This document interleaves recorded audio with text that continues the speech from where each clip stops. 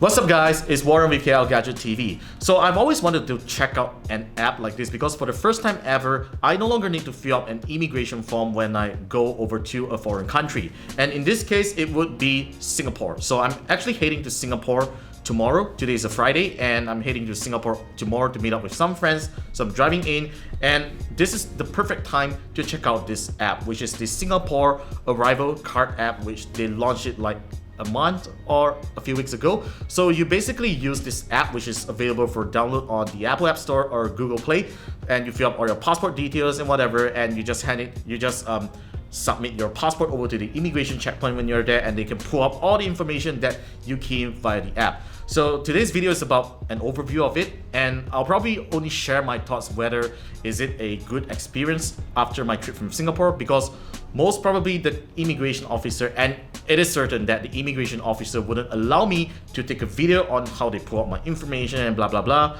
over at the immigration checkpoint. So yeah, let's get started with this video. I'm going to show you guys how to register my passport and my details in the Singapore Arrival Card app.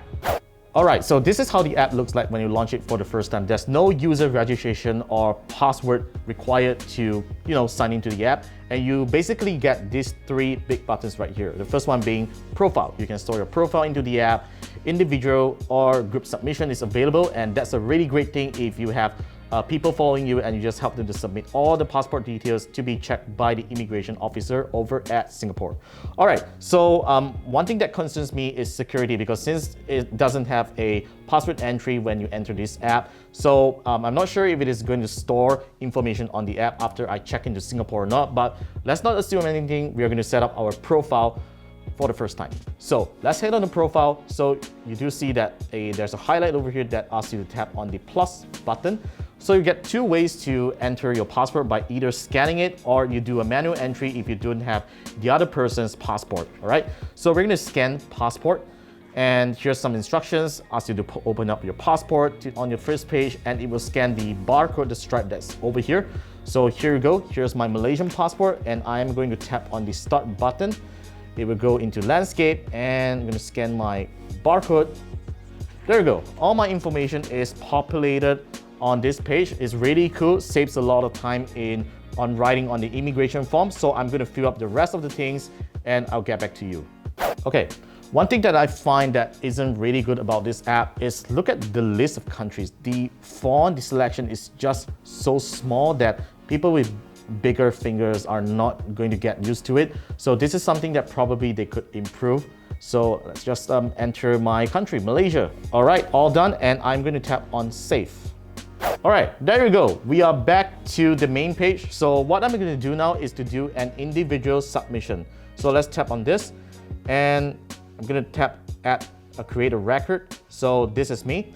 Okay, so I'm going to just tap on here, and I'm going to enter some of the information that's required over here, including my date of arrival to Singapore, departure, mode of transport, my accommodation, blah, blah, blah, blah, and everything. So basically what is on that white color immigration form is all now on electronic, which is actually a really, really cool feature. So I'm just going to fill this up, and I'll get back to you. Okay, so here you go. All this info are all being filled up, and we are going to tap on next and let's see what happens. So this is like a summary of telling you, is it all correct? So there's just one more step, and when we are all done, we are just going to tap on the submit button. There you go. Okay, so it asked me to enter a security code to verify that this information is all correct, and I am not a bot, obviously. So once submitted, I will be given this barcode. It says that this SG Singapore Arrival Card is only valid for one-time use on your expected date of arrival. And okay, yeah, don't do drug trafficking in Singapore because it's a really serious offense. Okay, so there you go. My check-in barcode is actually, it asked me to give a feedback, which I'm not going to do so right now. So basically when you arrive in Singapore, I'm assuming that you technically tap on this DE number here, show them the barcode, and whereby the customs officer will be scanning this for all your immigration information that is stored on this app. So yeah, it's actually pretty straightforward. So so there's another button here that says language. So it's only available in English right now. So if you don't know English, you probably wouldn't be watching this channel, and Yeah, you know what I mean. Alright, so that's pretty much about a quick summary of the app. It's actually quite straightforward.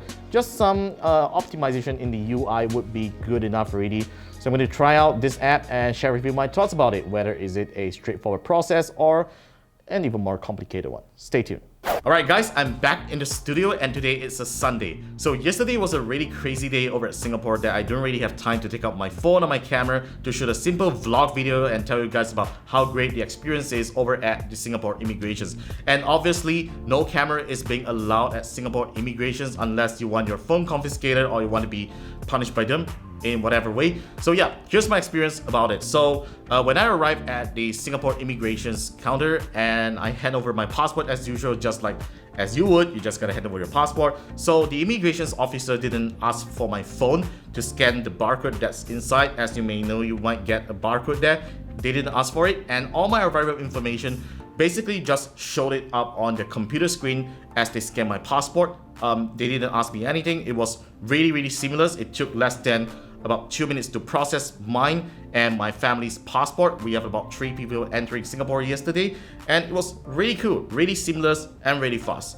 So the one thing that I don't really like about this app is that after visiting Singapore, my information still remains stored inside the app, and I still gotta go inside and manually remove them if I care about privacy and security. So I think this is one feature that the Singapore Customs Immigration could have improved on.